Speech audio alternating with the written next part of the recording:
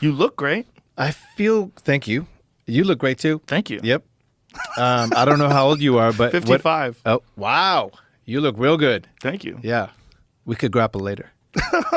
The hardest of the hard, the gangsters of LA. I'll be riding down the Sunset Boulevard, and I'll hear Under the Bridge coming out of a lowrider, and it is the toughest, scariest, most, loked out looking dudes just melting with Under the Bridge. I'm like, okay, that was a day well spent, writing that song. I owe a lot of that to Rick Rubin, that song.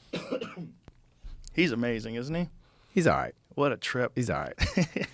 He's such an unusual For person. a beginner, he's pretty good. What happened that day? You came and we played and you disappeared and I never talked to you again. He's like, I thought somebody was going to get murdered in that rehearsal space. I thought somebody was going to die. I had to leave. That's how dark we had become. That's how dark I had become, is he was afraid someone was going to die and it was time to leave. Murdered. That's what he said. He's like, you guys were terrifying. You were scary. It felt like somebody was going to die. We had to go.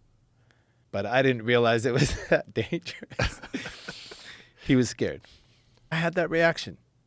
Like I felt whole by putting these things in me until I had to pay the toll. It's like you steal from Peter, you got to pay Paul the next day, and it's a terrible paycheck to write. Terrible paycheck to write. So on the subject of food, Yeah. I love food. I Me love too. eating food. Who doesn't? I love it. I eat it all day. And plans out your food based on your genetics. And for me, it was wild frickin' animals. That's what I was resonating with. She's like, I want you to eat alligator, elk, moose, kangaroo. I was like, really? She's like, yes, all the injuries you're having are going to sort out for you. I was like, I'll try it. But I have been performing since I was 21. It's a long time to be in the public eye, living that life. It is, and it's both wonderful and horrific at the same time. Los Angeles, California is the place where I get noticed and messed with the least. Because they're so used to famous people there. Jaded. Yeah. In a bubble, self-obsessed. Right. They could care less. The minute I walk around New York City, hey, Kiedis, caught you on the TV, whatever. No, I respect that, and I wish I had it in me to come face to face with the creature that I'm eating, that I'm taking. I just haven't found it yet. You don't have to. You don't have to. Especially an alligator. I love those guys. I fucking hate those things. I love them. I hate those things. This guy raised a baby alligator on his couch watching, NFL games or Yeah, it's something. gonna bite his dick when he's not looking. It hasn't bitten his dick yet. They cuddle. They kiss. Really? They're like this on the Aw, couch. That's cute. Give him a chance. Okay. Alligator comes over and snatches her There's dog. no convenient market for the alligator. He's got to find his dog every day. We can walk into a shop. They cannot. That's true, but fuck them. I love them. They eat kids, man. They eat everything. They should. They've been here 500 million years. They Second have. only to the damn shark. They make good belts. I can't argue that. I but buy alligator leather whenever I can. I don't like them. I like them. I love them. Really? And I love find them in my to be tacos too. So I'll come in and I'll say, I have these words. They're looking for a home. What do you think? And John is exquisite at listening to what I'm doing. And, I kind of feel like I'm surrounded by geniuses and I'm a little bit of the idiot. But he's good at deciphering the idiot's genius. So he listens to me and he's like, I know what to put with that. And then it just grows. Probably the most powerful thing that you could ever write is something that's honest. So playful's fun.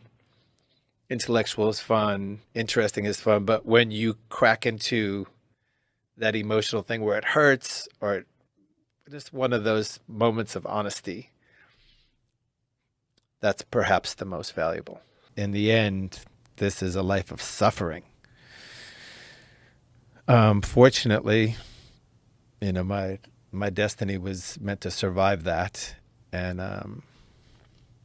it isn't really events or advice or anything that gives you the window to step out of that, but it's a little gift from the cosmos that just makes you look at yourself and say, I'm going to give you a chance. I'm going to give you an opportunity to put in the work to get better, if you so choose. If not, carry on.